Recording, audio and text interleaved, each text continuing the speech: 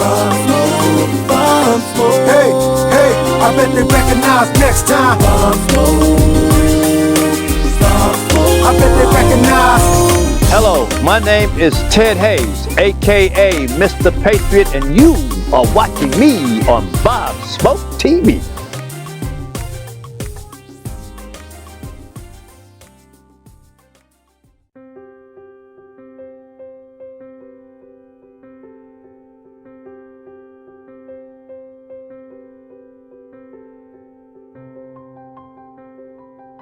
Hello, Shalom.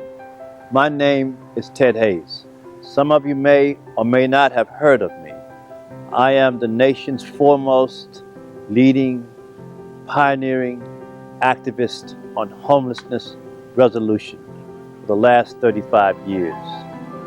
I'm also a civil rights activist based on the 14th Amendment and the Civil Rights Act of 1866. My character here, persona, is called Mr. Citizen Patriot, America's #1 citizen, super bad brother. I want you to understand something very important. The reason that I wear this, because some people would say, brother, what you doing wearing the colors of the white man? What you doing wearing the colors of the oppressor? Are you trying to give him more license to continue his oppression upon our people, especially in the 400th year of our presence in this land, suffering injustices that have never been requited, such as 245 years of chattel slavery, such as 100 years of Jim Crowism, such as the Ku Klux Klan, such as the thousands being lynched by the white man? How dare you wear the colors of the white man? Well, you ever hear capture the flag? Well, what we're doing, folks, is we're capturing the flag. I wear these colors because on my back, this nation of immigrants was built.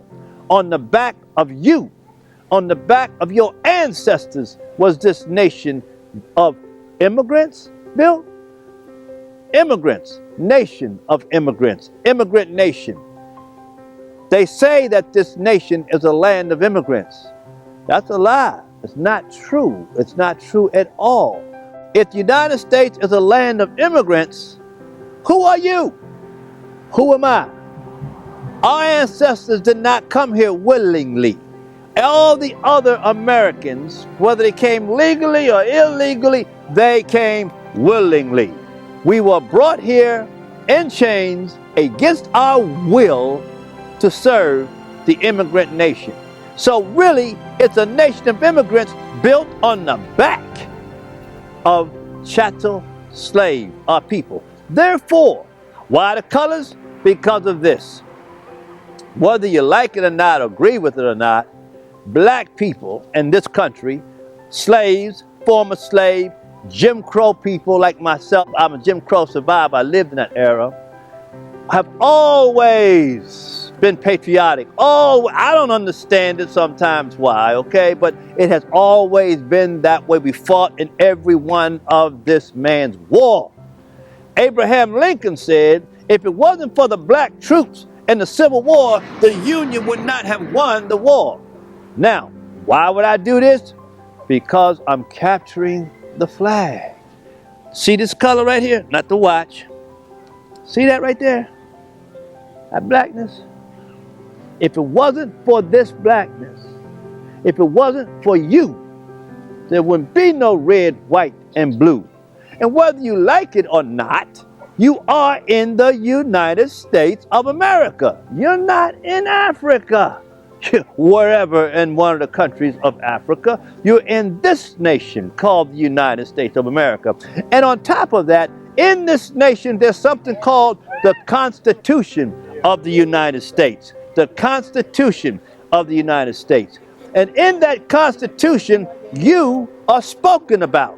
You are spoken about not in a negative sense, as some people would have you to believe, such as the mythological 3/5 clause in the Constitution. Most people have no idea what that is. I won't digress and go there now. We can save that for another conversation. However, what you need to understand is what's in the Constitution as of 1866. What is that? That, my brothers and sisters, is your citizenship. Is your citizenship. The Civil War was fought by white people. White people fighting white people over the existence of black people in this country. Yes, they fought over you. They've been fighting over you ever since this nation was born on July 2nd and 4th, 1776. Abraham Lincoln said that America is a nation divided against itself, and most people think that's between black and white people. That is not true. This nation is divided between white people and white people over and because of black people. And that's why when Abraham Lincoln made the statement in his second inaugural, but rather before that, on January 1st, 1863, he issued the Emancipation Proclamation. What he did was he turned that war from a war between the states into a war to liberate not so much black people, but to liberate human beings who were being rendered to be less than human as chattel slaves, which flew in the face of the Declaration of Independence. So Lincoln said that this war was over us. 740,000 innocent young white boys and young white men, with 30,000 blacks of the same, gave their lives in the Civil War and the War of Liberation for and over and because of us. They wrote something called the 13th Amendment. Most people don't even know that there is a 13th Amendment. And those who do know don't understand what it is. The 13th Amendment ended slavery in the United States except in prison. We'll talk about that in the future. The 15th Amendment was the one that gave us the authority to govern, i.e. through the vote, which, by the way, got Abraham Lincoln assassinated. It wasn't because of Abraham Lincoln won the Civil War. It wasn't because Abraham Lincoln freed the slaves. It wasn't because Abraham Lincoln caused the 13th or the 14th Amendment to come into existence. It was because Abraham Lincoln said, I am going to give the freed slaves the right to vote. And John Wilkes Booth, that person, said, I gotta kill him now.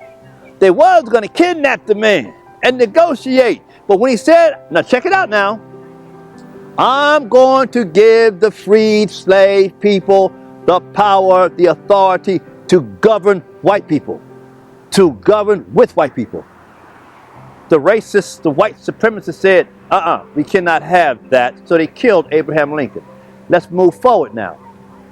The 14th Amendment started off with something called the Civil Rights Act of 1866. It's that law with 10 sections in it that gives us the authority to be citizens and to govern in this country.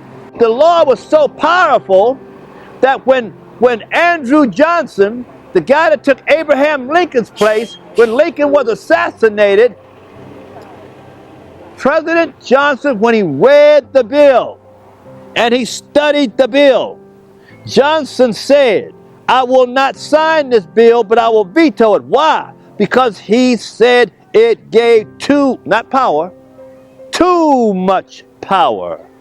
the freed slaves over the white citizens. Too much power to the freed slaves over the white citizens. So he vetoed it. So the radical Republicans said, we're going to override that because it's very important that the free slaves have power to rule. And so they overrode it, and that became the Civil Rights Act of 1866. But it was only a congressional act in Congress. That's what it was.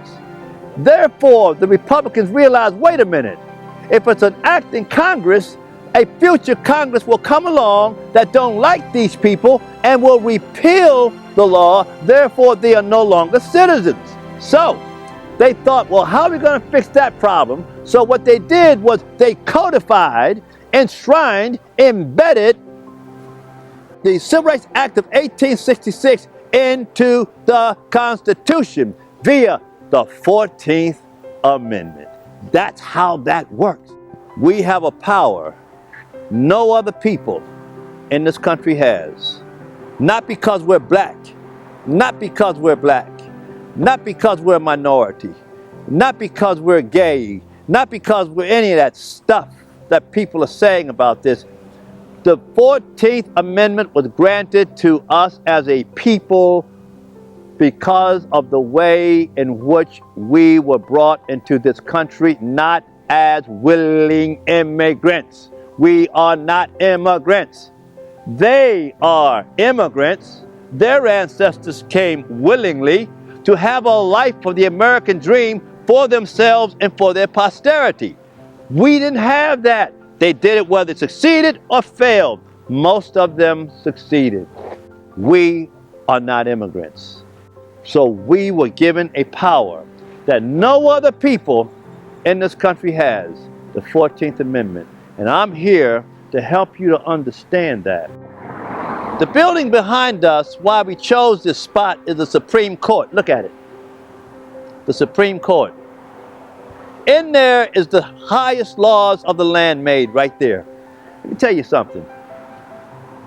In the Civil Rights Act of 1866, Section 10 says this: when all else fails, you can take your case to the Supreme Court, and the Supreme Court will back up all the other sections of the Civil Rights Act of 1866. The Supreme Court will not sit there and argue with you, or you argue the Supreme Court whether it belongs to the freed slaves or to illegal immigrants or to foreigners or to minorities. No, the Supreme Court's not going to hear that argument, because the argument has already been made. The argument is you will comply because this is the law. This 14th Amendment belonged to the Choctaw slave descendants, not because they're black, but because of the unique way in which their ancestors was brought into this country, bound in chains.